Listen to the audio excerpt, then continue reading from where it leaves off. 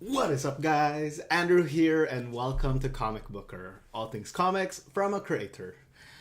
So I am a bit behind on a couple of videos I've been working on for you guys this week. So I thought let's just do a live stream. I am juggling a lot of things these days, but right now, the thing I'm most excited about is this thing I haven't announced. So I've been working on a little bit over the last few weeks or so. I have a secret heart attack special that I'm working on. It's called Red Thunder Lost in the Run Below, and this is the cover. So let me show you a bit of the time lapse of how I got to this point, because I've been drawing it slowly over the last few evenings after work, and I really am very excited about it. Whoops, I'm not gonna export. I'm gonna do a replay. So there, that's, whoops, yeah. So that's how I started, and that is the layout. And then I worked over that layout, and I spent a bunch of time refining the logo. I think I'm happy with this logo. It feels like that level of retro that I kind of want for this special. It's retro, yeah. I don't want to spoil too much about it, but it's basically Superman in hell. That type of idea. What if you put like a really good man into a very dark situation, and then how does he get out of it, right? He's trying to save a kid here. And it's a really cool dire story, and I'm just very excited to draw it, because it ties into like some of the main themes in Secret Heart Attack, but in a sideways way. Anyway, this is a drawing session, so let me just get started. For those of you who are here for the first time, Draw With Me is kind of a weird sort of like ASMR type thing that I do on this channel. And the idea is to mimic being in the same studio as another artist. So I'm working on stuff. Hopefully you're inspired and you'll want to work on stuff too while I work. And I'm going to check the chat every so often, and then we can chat. But yeah, we're just going to keep the momentum going. I'm going to try to keep this to about an hour. So yeah, follow along and enjoy. Lee Liux, hello, and Goncalo Bernardes, welcome. Good evening, guys. Yeah, it's a Secret Heart Attack special. I am so hyped for this. This is a really cool story. I had a weird hint at it at the end of the first issue, but I didn't know if I was gonna get around to like telling this story, and I'm really happy that I am, because this is a lot of fun. So these are my inks so far. What I've been focusing on right now is, because the monster part is so busy, I've been varying the line weight so that we can kind of show off the the various single figures here. So hopefully that's clear. I'm gonna put my pencils on and try to finish this off as we go.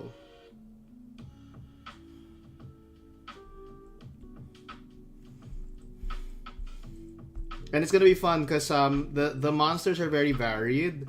I have a thematic reason for why they're all the way they are. Some of them are based on some classical sea monsters that you would see on old maps or old illustrations. So they're meant to look a little silly because they're old school, which is part of the fun, right? Red Thunder is really like, because he's a major, he represents the father figure in the story. He also becomes this weird sort of aggregate for a lot of traditionalist ideas, which I'm a big fan of, honestly. Like, I know a lot of people get caught up on, like, you know, let's focus on the future, let's focus on, you know, tearing down everything before that hasn't worked, you know, in general, sort of that vibe. And just like push forward. But I do think the reason traditions survive for so long, many of them, is that there's a kernel of something really useful and constructive and helpful there. And so whenever, you know, part of the story is exploring a little bit of that. Like, you know, what works, what doesn't work. Just because something's old doesn't mean it's bad. Just because, you know, our parents did it doesn't necessarily mean like it's not useful or it's uncool or that type of thing. You know, and a lot of Secret Heart Attack is exploring like a lot of adolescent impulses, and usually at that point you're rebelling from your parents and you're like actively like trying to find something that goes against what they would like or what they believe in, because you're trying to find your own identity and all that stuff. But like this special sort of looks at a little bit of a counter argument to that, hopefully, if I do my job right. So yeah, there's a lot of like traditionalist monsters, and I'm having fun with those. There's a little bit of Easter eggs here and there, but yeah, I don't want to explain too much about it. It's just a cool scene, and I want everything to like be slightly different looking, so you know, it's a lot of fun. And there's a lot of little rendering, but I'm not gonna do too much tonight here because I also want to kind of get into flats a bit, just so we can get some color in here before the stream ends.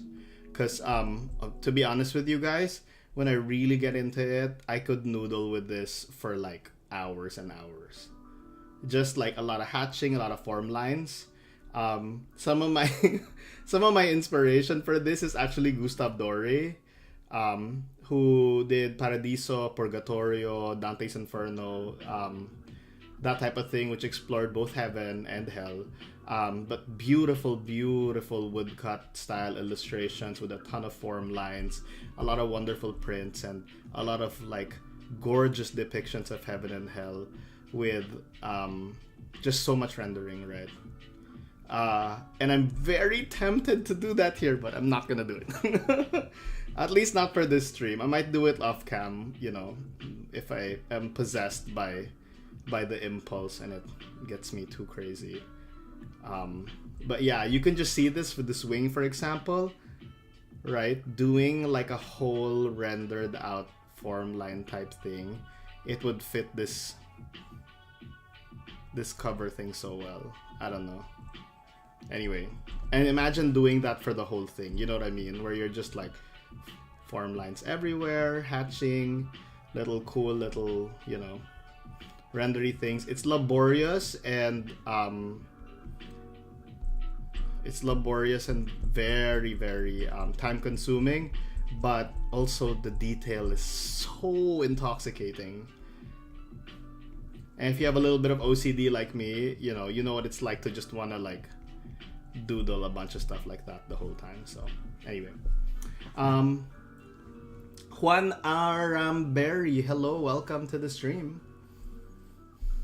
Juan says that it reminds me of Superman in the Bizarro World in All-Star Superman. Yes, it definitely. That's one of my favorite stories.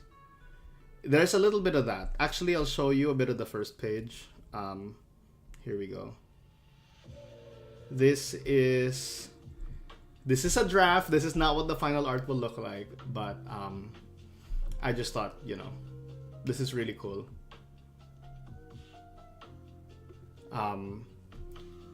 Yeah, that's just a look. I will probably repanel this page because I have a 2-page spread planned for the next thing. So I think what I'll do, instead of like this type of first page where you see him with the teddy bear and everything, is I might end up like doing like a manga style aspect to aspect type thing where we might end up with like, sorry, I'm just gonna do a quick sketch here. we might end up with this type of thing.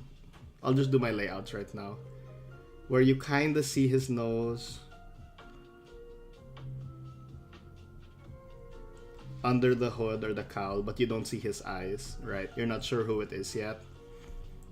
And you see the breath coming out. He's breathing very ragged because he's in the underworld. He's in this bad place, the realm below, right? And then we'll do like maybe a cut to a shot of his feet.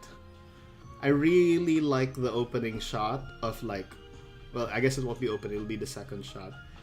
I really like the shot of his feet sort of crunching into this brittle ground, like it's almost a desert or something like that. And the ground sort of breaking in under that, so you would see his boots. And like one of the notable things I want to show off, at least in the way it's drawn and colored. This will look better once we get to like the next Draw With Me session. Probably you'll see this more refined, but I want to have his traditional costume from the first issue. If you recall, gosh, I'm gonna bring it up. He has this whole full-on costume in the first issue, which is really polished and shiny and clean, but because, you know, of the time dilation effect in this world, I really want it to be scuffed and dirty and slightly torn.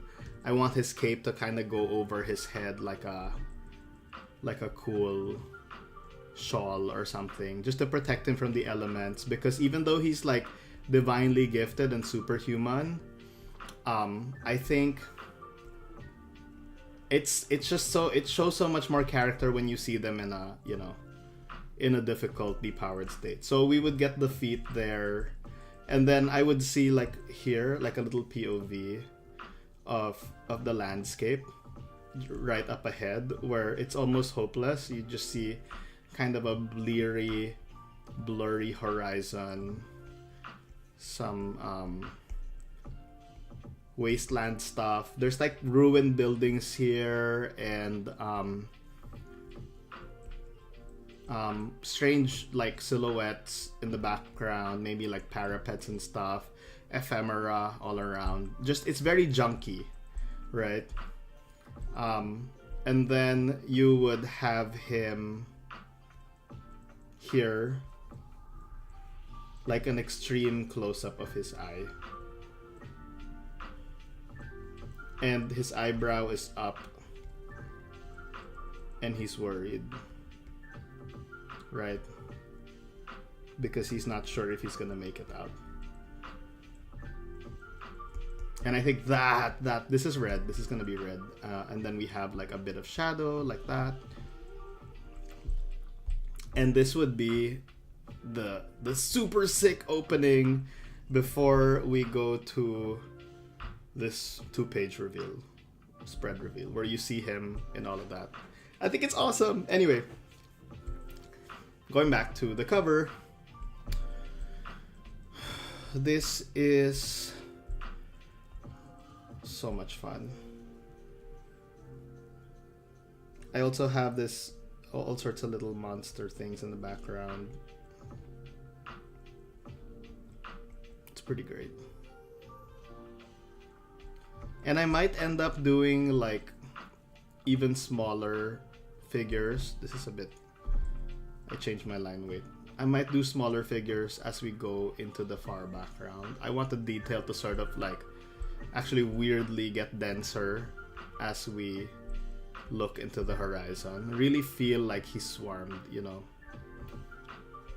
because he's got to save that girl. Yeah. Anyway, we'll do that. I think I will start on flats just so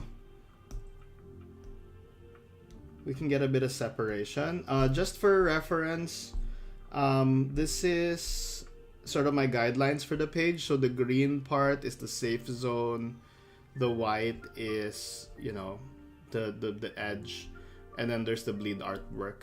I'm doing a video teaching, sort of like running through how to set up a page for Procreate, so hopefully that'll be out this April. Fingers crossed, but we'll see how long it takes. But yeah, let's get to flats. So how I like to do flats is I try to get a hard brush, and here it's like Kyle's Too Smooth to Be Forgotten. You don't need that. If you are on Procreate, you can use one of the default inking brushes. Let's see. Here, you can use any of these as long as it has a hard edge. I think Mercury, it's a bit, no, maybe not Mercury. Baskerville, let's see that. Yeah, Baskerville's probably a good one. So let's use Baskerville. I'm gonna basically run through the contour of the figure.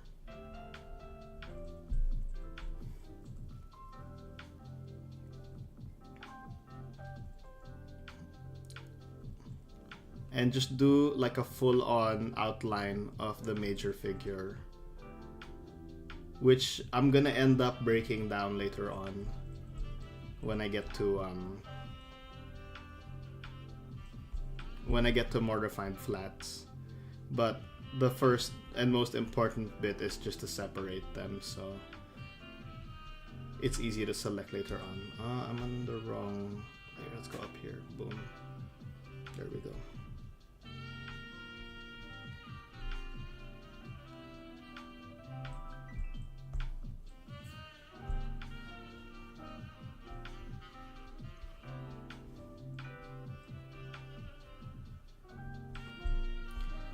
Flats it's probably my least favorite stage in coloring. It's also why I think a lot of colorists hand off the flatting stage to other people, maybe some of the people they're mentoring or training up, because flats is it's just time consuming. It can be very tedious, but it's a really important part of the process. It's not very creative. You're just kind of like laying down big blocks of color, but it's really helpful for setting up a page where you can color something to be rendered in a very nice and well blocked off way. So as boring as it is, it's a necessary evil. I wish I could afford to pay a flatter. I can't. Gotta do it all myself right now. But eventually, we'll get to that point. Hopefully, if I can build a comics career.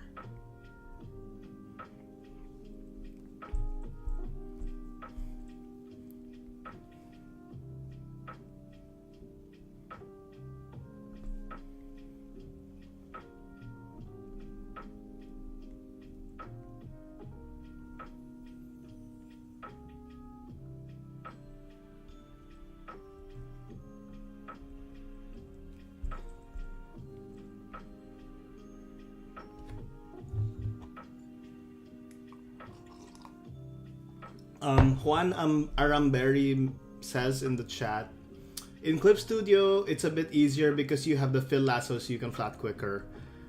Tell me about it. Oh my god. Clip Studio is definitely better. And now that you mention it, I probably should because I have Clip Studio Paint here.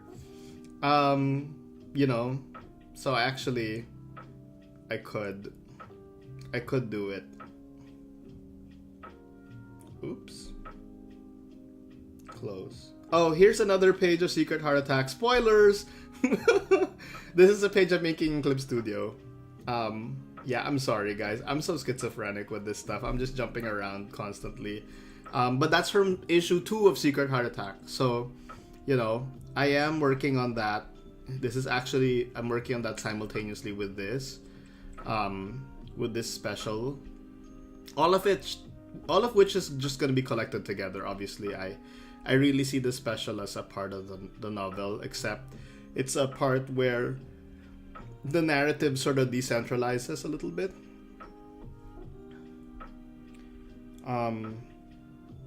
But yeah, I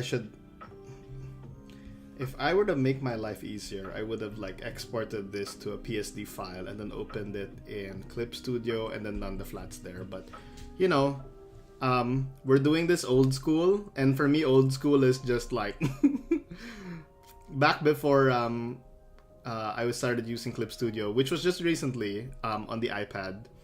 I would just do all my comics pages in Procreate, literally start to finish. So even like my DC Comics pages, those like the first 2 stories were like all Procreate, right? The latest one, the last one I did for the Christmas special, that was half in Clip Studio. So I'm just getting more and more used to Clip. Eventually I'll just have a natural workflow that hybridizes both. Like really, Clip has the better, not just the flatting tools, but I like the inking engine of Clip Studio. Like literally the default G Pen, fantastic. Default G Pen, default settings, the settings and everything, it just feels so good. Even just, you know, drawing on the iPad, Apple Pencil, all that stuff. Would recommend.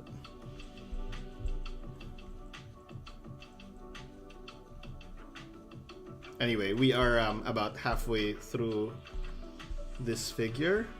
I'm deliberately avoiding the demon / crony monster thingies. I don't want to spoil what they are, but they're not just demons. They're not just normal monsters. There's a whole story thing, so we'll get to that with this. Goncalo Bernardo says, will this special be available to read / buy? Yes. And actually, Goncalo, I hope I'm saying your name right. I'm so sorry if I'm butchering it. This special, I will probably be posting a lot of it as I make it. I'm aiming to have it done by August this year, maybe earlier. Maybe by July, if I can get it done before San Diego Comic-Con, that'd be great to bring some copies in. But it will be available on my website. It will also, like issue 1, have both a physical and a digital version. Same with issue 2. Although issue 2, my stress with issue 2 is that the page count is ballooning a little bit. And it's getting expensive, so please don't be surprised if the price goes up by $1 or something like that. Because I noticed, I'm just learning how to self-publish, and I think I underpriced issue 1 of Secret Heart Attack, which is fine, but like I can't be losing money.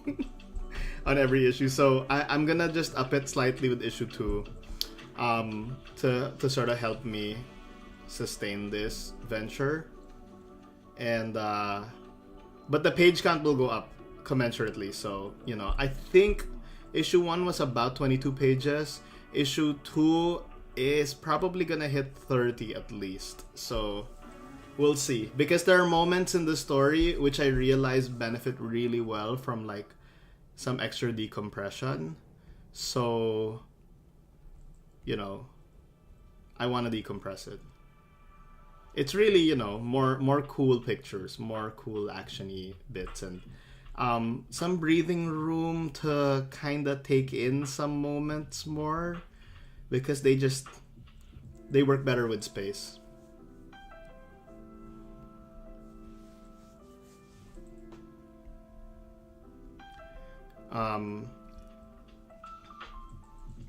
So yeah. Anyway, I'm so hyped about this. I don't know if you can tell. I'm really into this. I'm excited to draw this story, and I'm excited that the cover's really coming together fast. I think the whole thing will come together pretty quickly because the script is all written out and it's just like drawing it. And the next couple of weeks are gonna be a little busy because I've been sort of organizing some convention stuff to kind of help some other cartoonists in my life right now. and to help the school that I'm working with. So it's been like a little bit extra busy, but I think it's worthwhile, and I'm learning a lot. People are learning. You know, tabling at conventions is a whole thing, which I always admired other indie artists doing, but you know, and I always wanted to learn it, but it's something it's hard to learn unless you're practicing it. And you know, I've applied for New York Comic Con maybe 3 times at this point and got rejected every time. I'm hoping this year I get in. Fingers crossed. But yeah, if I can get to New York Comic Con, that'd be great. I'm definitely going to be at FlameCon in Manhattan. I'm going to San Diego Comic Con this July. I'm very excited about that, so it's going to be a good time. CTHC for Life says, "What's up, Andrew? It's Derek from SDCC that picked up the Batman Joker OG." Oh, shoot. Derek, hello. Welcome. Yo, yeah, I remember you. Thank you for asking me to draw that commission. It's one of my favorite things I drew last year. But yeah. So, wow, it's nice to see you on here, my friend. Thank you for popping by the live stream tonight. It's a really bleary Wednesday here in Manhattan. The weather has been nonstop raining for 2 days, so it's been quite, I mean, a little psychologically depressing, you know. But I'm trying to keep my head up, right? Okay, I'm gonna do the hue saturation trick where I up the brightness, and then you can actually like mess with this hue slider to change it up to like dial in the type of color you want. And I'm just gonna go with like something. I need a red, honestly, because that's what he is. His base colors is a red. There. And then we're gonna do a clipping mask. And what the clipping mask does is it allows you to draw on top of the silhouette shape you did, where the lines sort of don't go over the shape you've outlined. So it makes the flatting process so much easier after that. William B. Hill, oh, Will says, "Love you, Comicbooker." I love you too, Will. Thanks for popping by. Will is a one of my friends from the league. Talented young artist, cartoonist, and yeah, watch out for them. Remember that name. They're gonna do good things. Derek says, "I got another idea when you're ready." Oh, hit me up, Derek. I'm happy to do like pre-con commissions. I've got a bunch on my plate right now. It's been a little busy, but like, you know, this is only like for a couple more weeks, and then things sort of like decompress a bit. So yeah, if you have a cool idea, hit me up. Let me know. I'm down. I'm down to draw.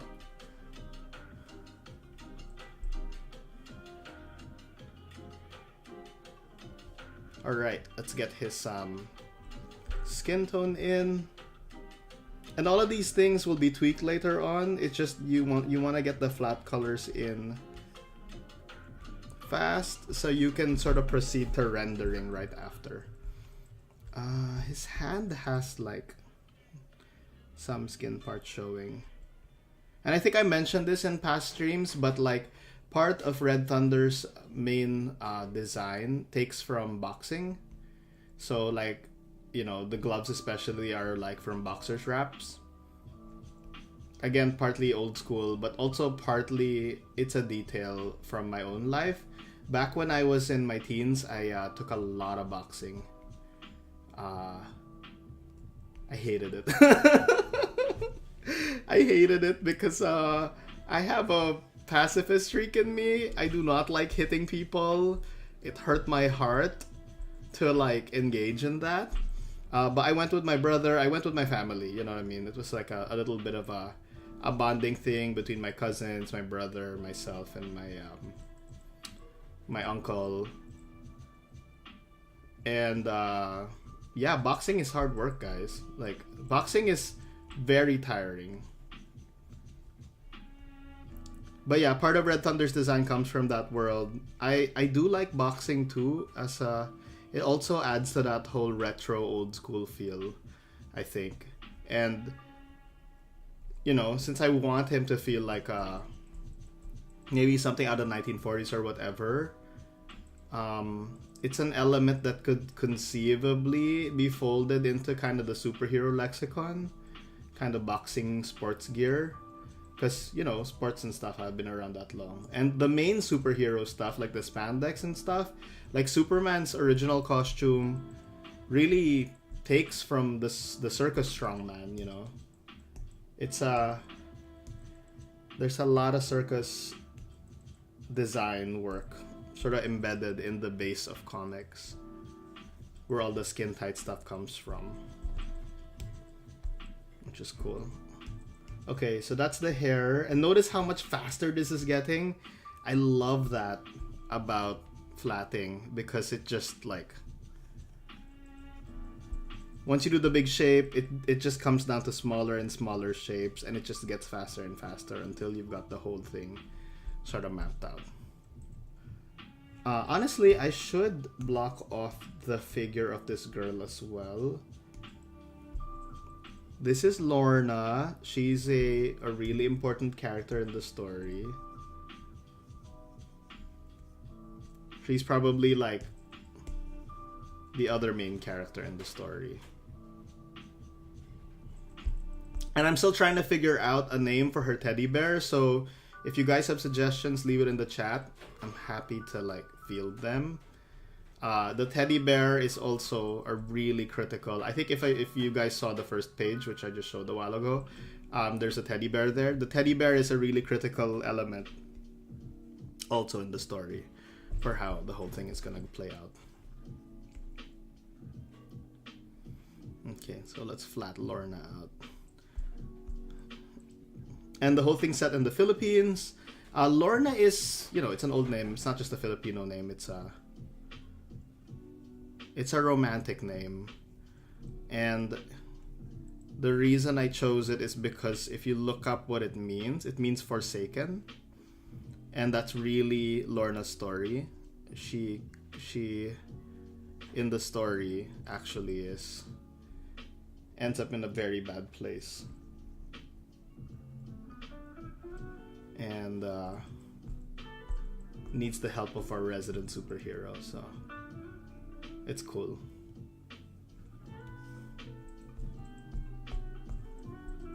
Oh, I'm so hyped. Anyway, sorry. I cannot wait.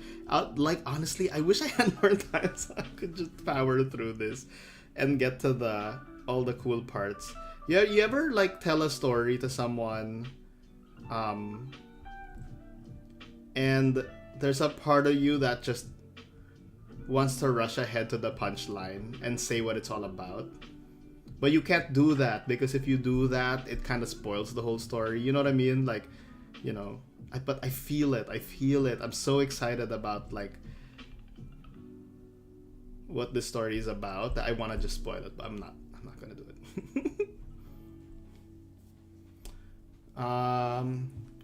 Drew Townsend. Oh shit. Baker, what up?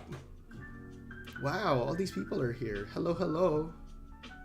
Happy, wet, and dreary New York Wednesday evening. I hope you are enjoying not being in the rain as much as I am. Alright, Lorna's almost flatted out. Will says she's for Lorna. Yeah, she is for Lorna. Alright, done flatting Lorna. Let's get back to Red Thunder's shirt. We're gonna get this thing dialed in. I'm really proud of the logo I did. I think it feels super retro. I like that. and I wanted him to have his own logo. Honestly, I want to do. I mean, if I had infinite time, I would do logos for every superhero in Secret Heart Attack. But that's like, I've already created 100 for like the first issue, so this would just take forever. But logos are so fun, and I took a Domestika class with logo master Tom Muller. He's the guy who did the redesign of the X logo, but he's also done like a bunch of really cool. He's also done a bunch of really, really cool indie books like Wolf and some of the Alice Cott books with Tradmore and stuff. Really, really good design sense. And he broke down his whole process about how he starts off with sketches, he starts off with like a mood board, like with references that for things that he likes that sort of like capture the vibe of what he wants to go for. He'll put that all together into a single file, whether physically, you could do it like on a corkboard or whatever, or digitally, you can use apps like VizRef to sort of get you there. And then he'll do sketches off of the mood board, and then just move forward into slowly and surely into refinement. I think he ends off in Adobe Illustrator, which is a program I really want to get good at, but I honestly don't use it enough. I should use it more. I'm a raster boy, I tend to work in... It's hard to work in math. Like, vectors are all math.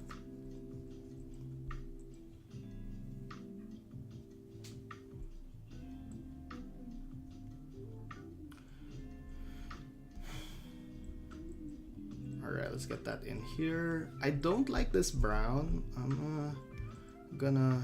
Actually, no. Let's finish flattening first. Let's not get impatient. I'm gonna try to keep up with that simple color scheme just so we can get that iconic, really clear silhouette. And I need him to stand out because the mob is very blue. Very blue and somewhat muddy colors. Like all these demons down here, that's gonna be like very painterly and washed out. And I want Red Thunder to be as vibrant as humanly possible while all his stuff goes through this kind of cosmic wear and tear.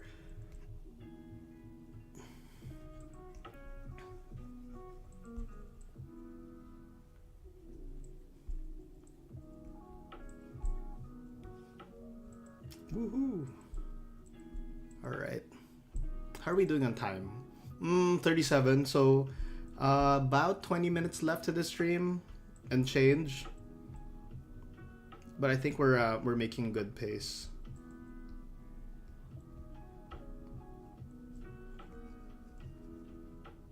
I just wanted the big reveal, because I'm so excited about this story. I'm probably gonna be... So I'm tabling this weekend, and I'm probably, in my free time, just gonna be working on this the whole time in between. Like, literally today at work, when I did my lunch break, like, I scarfed down my food super fast. And then I started to draw. just because I wanted this cover to come together faster.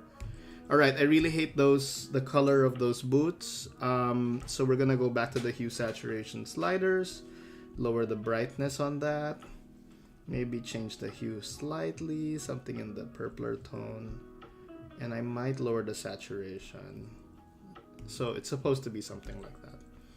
And actually this is the same color as his sort of weight belt.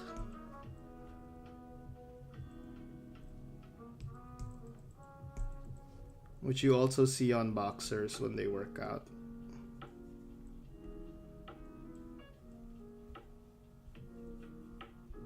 This big ass sort of champion weight belt thing.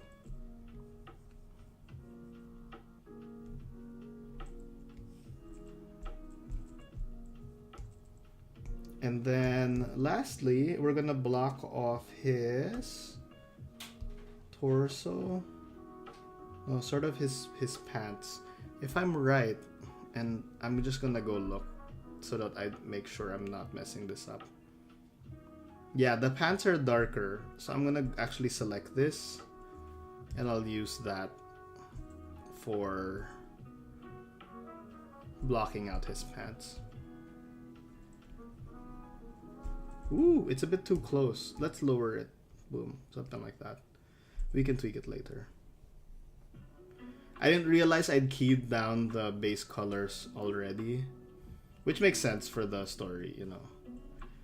A lot of the flashbacks in Secret Heart Attack, you know, especially when they're about Red Thunder, are like brighter and more saturated and colorful. And this is like the story about how he's dragged away from that idiom, you know, and forced to contend with a world that's just grittier than maybe he's prepared to handle. I think it's a lot of fun. Okay, there, and then we're gonna tweak his base red a bit. I wanna up the saturation on that slightly, and up the brightness very slightly. Alright. And then lastly, clipping mask. We're gonna paint in this Red Thunder logo on his chest.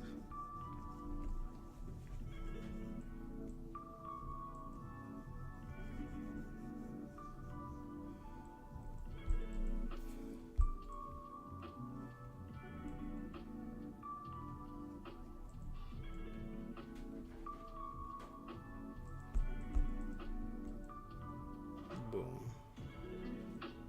Something like that.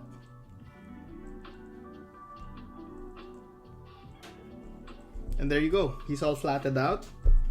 And then, you know, after that, I mean, I think the background will be something sorta like that. So it's gonna be just a little more chill, but now that I'm seeing that, I might adjust because we're gonna do some shadow work.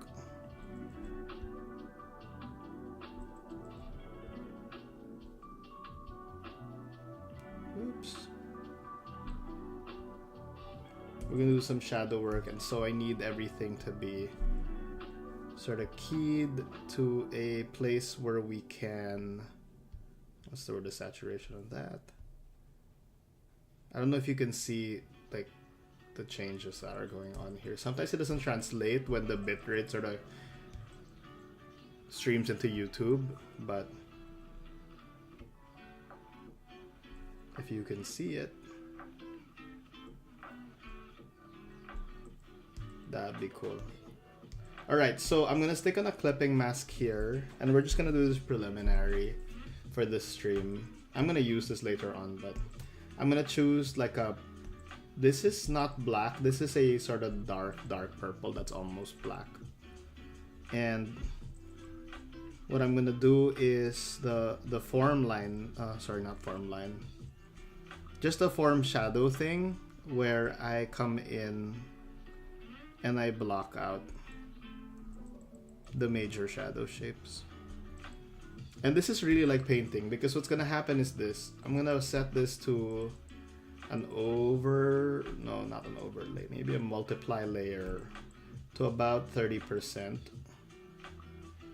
Or 33%, yeah. This is an old comicsy trick from maybe the beginning when they started coloring comics in Photoshop. We found that this blend mode is really good for shadows, and the screen blend mode is really good for lights. So, and what I'm doing is I'm manually painting in the shadows, right? And all of it is just so we can describe better the forms that we're seeing. Let's up this here. I have a little bit of a smudge brush to soften certain certain edges, because we don't want it all to be super sharp. Especially the way I'm drawing this guy, he's very, you know, squishy. Squishy, pudgy Red Thunder. Just a huggable, lovable superhero. I gotta remember my anatomy even as I do this, because, you know, it's easy to mess this up.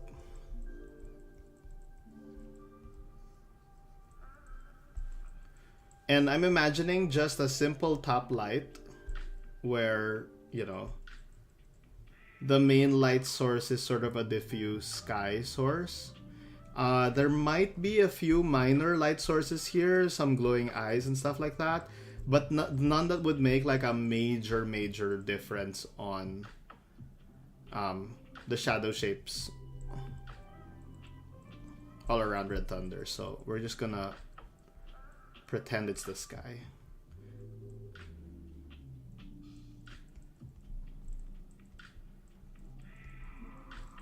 And obviously Lorna is casting a bit of shadow on him, so we're gonna incorporate that into how I'm painting in these shadow shapes.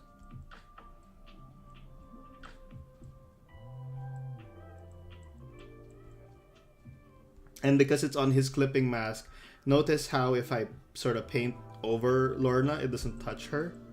That's the power of setting up your flats really well. It's that you can just go fast on the rendering, and it's not going to interrupt everything. You don't have to paint other parts out in painstakingly, because they've just been pre-considered. Maybe a little bit of shadow here. Boom. Whoops. Yeah, and people always ask this, but the brush I'm using right now is Baskerville, and it's a default brush in Procreate. So if you have Procreate, you already have this brush, and it's pretty good for flats.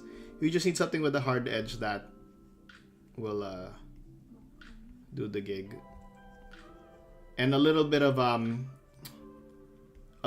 variation in the way the line weight deals with pressure sensitivity, you know what I mean?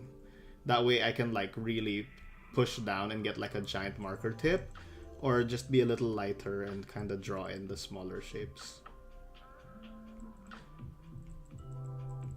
Boom.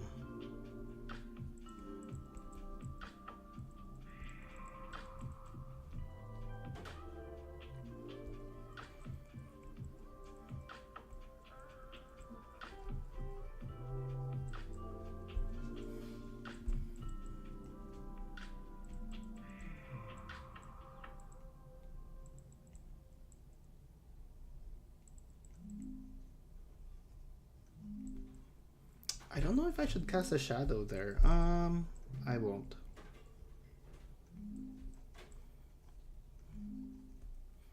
I was thinking about this raised leg casting a shadow on the cape, but I think it's...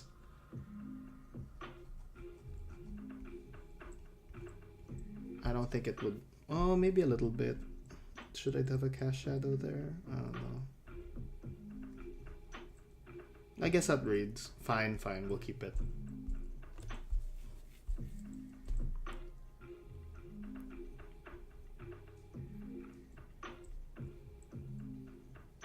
Boom.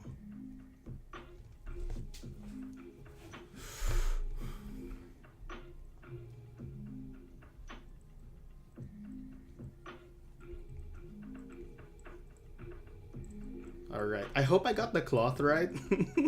There's a lot going on in terms of like tension points with the cloth. So it's a little tricky to draw in a way that sort of like, you know, but I want multiple arms and hands tearing away at it, you know. That's sort of the main concept of this cover. It's a little biblical, but That's intentional.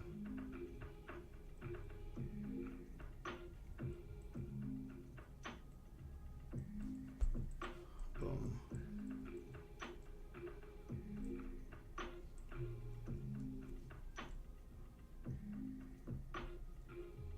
All right.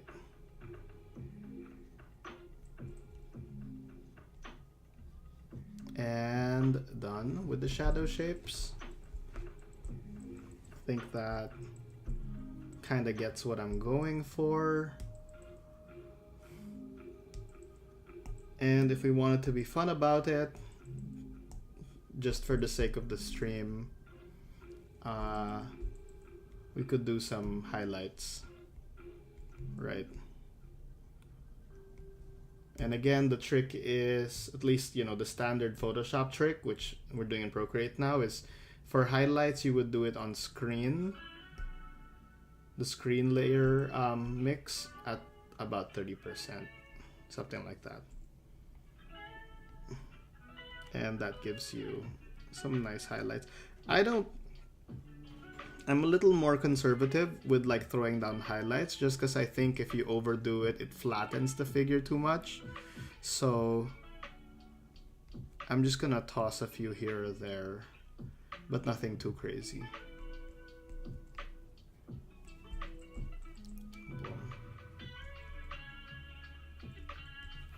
This is actually like a really simplified way to do things. If you were doing traditional sort of realistic academic oil painting, this would be so much more intensive, but we're working with a simplified style for the superhero world. And you don't want to Alex Ross this stuff because it would take forever. Really, it would take forever, and then you would need models, and it would just be inefficient for like telling a story that has, on average, hundreds of images per issue, you know. Not that that stopped some people. If you guys have seen like some of my favorite graphic novels, Black Orchid by Dave McKean and Neil Gaiman, that one is like deeply photo reference, everything, but like he paints it traditionally. And it's gorgeous. It's just that, you know, he talked about how it was a very inefficient approach to making comics, like after. And also how sometimes if you put too much detail, it can slow down the speed at which you're processing the story. So, you know, there's a trade-off there, because detail is beautiful and it's dazzling, but also it asks your eye to slow down to process it. And when you are trying to absorb someone into like the realm of your story, you know, sometimes it's not a good thing to slow them down so that they can sort of like be dazzled by all this imagery. Sometimes you want to speed them up so they process the story at the momentum and speed at which you want it to go. And that's also because comics, unlike film or television, you know, film controls the time for the viewer. You're kind of like a passive receptacle for like the pace at which they want to go is decided by them. But like with comics, as with books and novels and like, you know, anything you read, the pace is dictated by the reader. And so in order to control the pace of the story, you have to change the manner in which you write it. And with comics, the manner in which you draw it, it also changes the speed in which you process the story. So, yeah. Juan Aramberry says, what do you think of Corwin for the teddy bear? It means heart's friend. I like Corwin. Okay, I might use that. That might end up in... Well, she doesn't say the bear's name until like towards the end of the story, so probably like page 16, something like that. So, but the bear's a really important character. I'm excited. Well, it's not much of a character so much as a plot device, but in terms of being a something that she's into, like she loves that there. You know, so it's really important to her and becomes important to the story because of that. Woo. I think I'm overdoing this highlight thing here on the leg. I'm just gonna dial that down.